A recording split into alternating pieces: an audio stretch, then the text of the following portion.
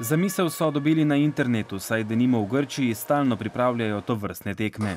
Dobrih 20 potapljačev je preizkušalo natančnost svojega podvodnega orožja. Zavedamo se, da to ne bo nikoli olimpijska disciplina. Bom rekel, tudi mi, ki se teh tekmovanj udeležujemo, smo v prvi vrsti rekreativni športniki.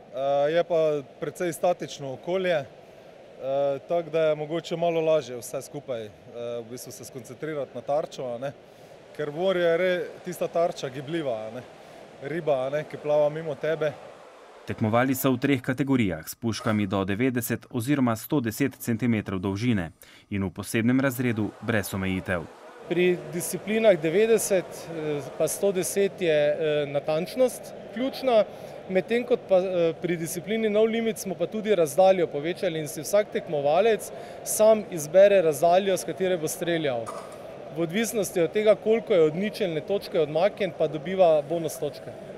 Za tekmovalce je bil najpomembnejši trening, da bodo od maja do novembra v morju čim bolje fizično in psihično pripravljeni. So pa lahko na tekmovanju tudi ugotovili, kdo se upravičeno hvali, da je njegova puška najboljša. Tiste puške, ki so najdražje, niso nujno tudi najboljše v samem bazenu. Lahko pa potegnemo en nauk iz cele te zgodbe. Pri ribolovu je še vedno ključen lovec, ne toliko puška, s katero lovi.